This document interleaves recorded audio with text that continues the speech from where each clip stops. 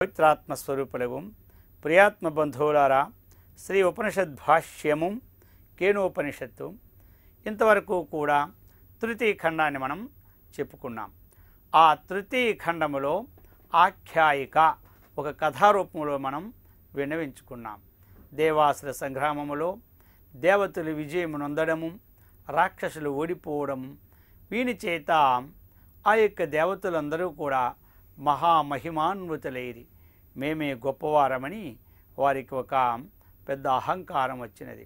ఆ అహంకారాన్ని తీసివేయడానికి ఆ యొక్క పరమాత్మ ఒక యక్షరూపములో రావడం, ఆ యొక్క యక్షుని ఎవరో చూసి రమ్మని ఆ దేవేంద్రుడు మొట్టమొదట అగ్నిదేవుడిని పంపడం, ఆ అగ్నిదేవుడి ఎదుట ఆ యక్షుడు ఒక తృణముంచి, నీ యొక్క శక్తి సామర్థ్యాలు చెప్పితివి కదా, ఈ యొక్క తృణముని కాల్చమని చెప్పడం, అతడు దానిని తన సర్వశక్తుల ప్రయత్నించి కాల్చలేక తిరిగిపోవడం, ఆ ప్రకారముగా వాయుదేవుడిని పంపడం, వాయుదేవుడు వచ్చి ఆ తృణమును కాస్త ఒక ఆవగింజంతైనా సరే జరపలేకపోవడం, అతడు తిరిగిపోవడం, ఈ ప్రకారముగా మేము ఆ శక్తిని ఏదో తెలుసుకోవడానికి అసమర్థమని చెప్పడం, ఆ తరువాత ఇంద్రుడు రావడం, ధ్యానించడం, అతడు ధ్యానించిన తరువాత ఆ యక్షుడు తిరోధానము కావడం, ఈ యక్షుడు ఎవరని అడుగగా ఆ బహుశోభమానరాలైనటువంటి ఆ ఉమాదేవి ప్రత్యక్షము కావడం అని ఈ ప్రకారముగా మనం తృతీయ ఖండములో చెప్పుకున్నామన్నమాట. ఇక చతుర్థ ఖండములో సాం బ్రహ్మేతి హోవాచాం బ్రహ్మణో వాం ఏతద్విజయే మహీయధ్వమితి తతో హైవ విదాంచకార బ్రహ్మేతి. సా బ్రహ్మేతి హోవాచ బ్రహ్మణో వా ఏతద్విజయే మహీయధ్వమితి తతో హైవ విదాంచకార బ్రహ్మేతి. సా బ్రహ్మా ఇతి హోవాచ. హా ఉవాచ బ్రహ్మణః వా ఏతత్ విజయే మహీయధ్వం ఇతి తతః హై తతో హైవా తతః హ ఏవ విదాంచకార బ్రహ్మైతి పదవీ భాగం. ఈ విధముగా సా అంటే ఆ ఉమాదేవి, ఆ యక్షరూపములో ఉన్నటువంటి బ్రహ్మస్వరూపముతో ఉన్నటువంటి ఆ ఉమాదేవి తత్తు దివ్య తేజ, ఆ దివ్య తేజమును బ్రహ్మా ఇతి ఉవాచ. ఇంద్రా, ఆ యొక్క దివ్య తేజము ఏమిటని అడిగినావు కదా, ఆ దివ్య తేజము బ్రహ్మ అని చెప్పినదనమాట. బ్రహ్మణః వా ఏతత్ విజయే, ఈ విజయము బ్రహ్మ సంపాదితము కాగా ఎంత విచిత్రము. ఇది ఆ యొక్క పరమాత్మ యొక్క అనుగ్రహముతో ఈ యొక్క రాక్షస సంహారం చేసి విజయాన్ని పొందావు కదా, అటువంటిది కాగా ఈ విజయము అన్నటువంటిది యూయం అంటే మీరు మహీయధ్వం, మేమే జయించినాము, మహిమాన్వితములము అయినామని చెప్పినారు కదా. అది ఎంత ఆశ్చర్యకరమయ్యా, ఎంత విచిత్రమైన వాక్యమయ్యా అని ఆ యొక్క దేవి చెబుతూ ఉందన్నమాట. ఇంద్రః, ఇంద్రుడు తతయేవా, ఆ యొక్క ఉమాదేవి ఎప్పుడైతే ఆ వాక్యాన్ని పలికిందో ఆ పలుకుతోనే అతడు గ్రహించాడనమాట.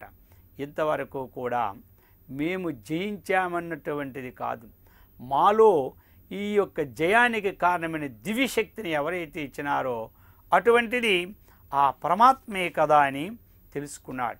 సా బ్రహ్మ ఇతి హ ఉవాచ కిల బ్రహ్మణః ఈశ్వరస్యైవ విజయే చెప్తున్నారు భాష్యకారుడు. ఆ యొక్క బ్రహ్మ అంటే ఎవరు? ఈశ్వరుడు అనమాట. ఈశా ఇది ఇట్ శాసనకర్త అనమాట. ఈశ్వరస్యైవ విజయే ఈశ్వరేనైవ జితా అసురాహ, అసురులు ఆ ఈశ్వరుని యొక్క అనుగ్రహముతో వారు జయింపబడారు. యూయం తత్ర నిమిత్తమాత్రం చెప్తున్నారు. మీరందరూ ఏమిటి తెలుసా? నిమిత్త మాత్రమే. భగవంతుడు కూడా చెప్పాడు, నిమిత్త మాత్రం భవ సవ్యసాచిన్ అని. అర్జునా, నీవు ఎంతటి వాడవయ్యా? నిమిత్త మాత్రుడవయ్యా.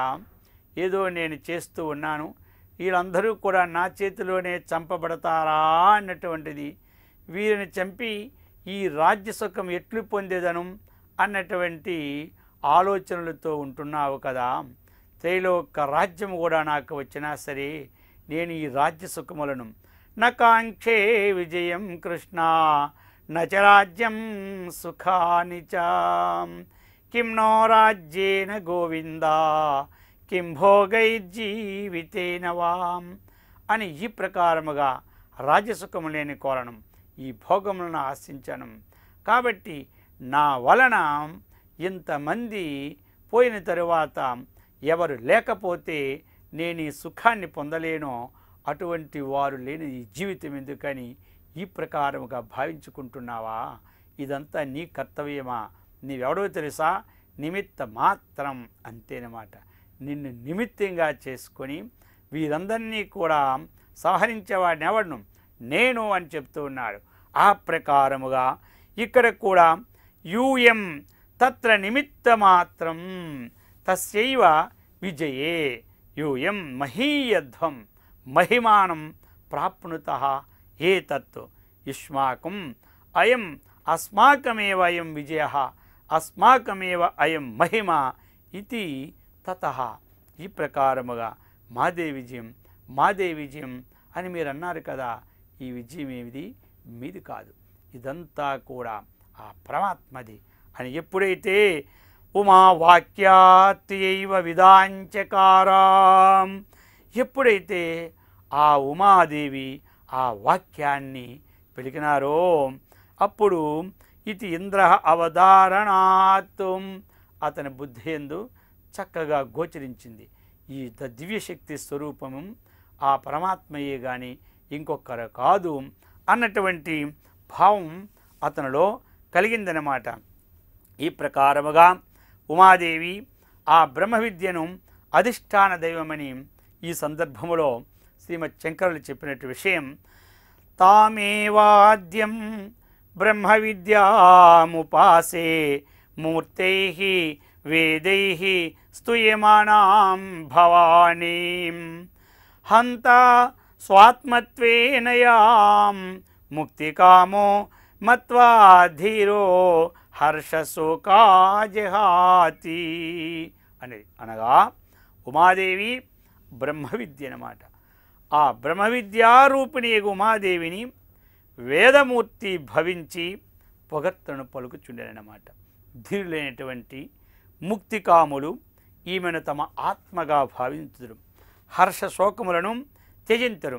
మరియు భగవత్పాదులు అంటున్నారు, ముఖేతే తాంబూలం నయనయుగలీ కజ్జలా కలాం లలాటే కాశ్మీరం విలసతి గతే మోక్తి కలతాం స్ఫురత్కాంచీ శాటి పృథుకటితటి హాటకమయీ భజామిత్యాం గౌరీం నగపతి కిశోరీమవిరతం అని ప్రార్థిస్తున్నారు. అనగా తాంబూలము నీ ముఖమండనం అని చెప్తున్నారన్నమాట.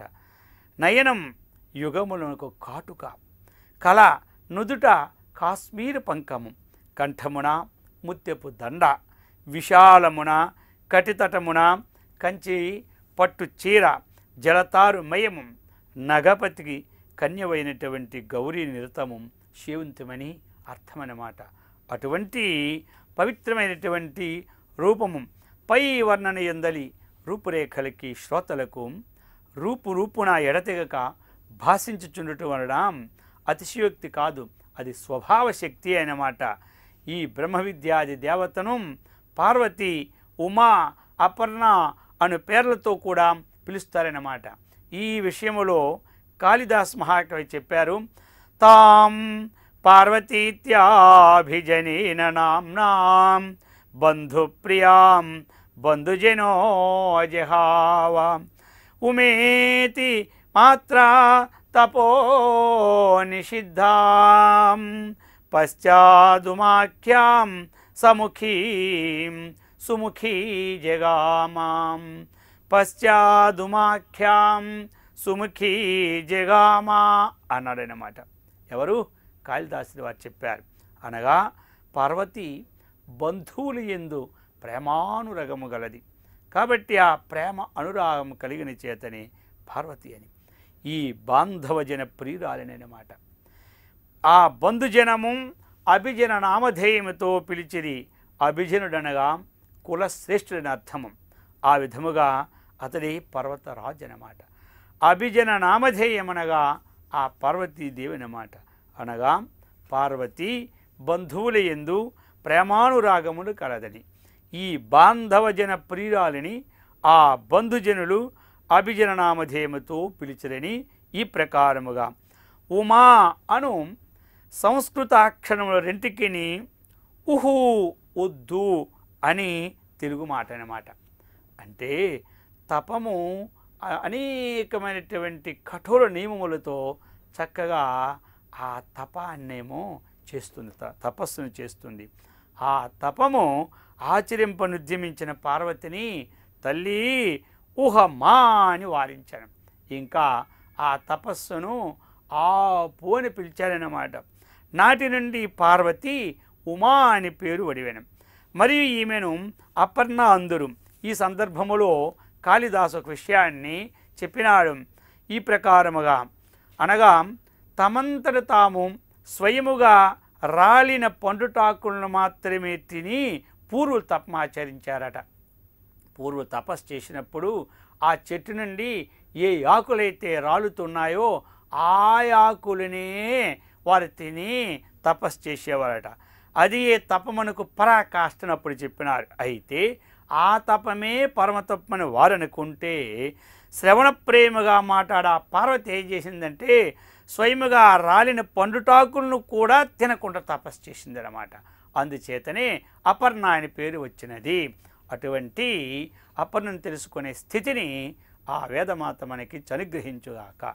ఓం శాంతి శాంతి శాంతి. హరి ఓం తత్సత్.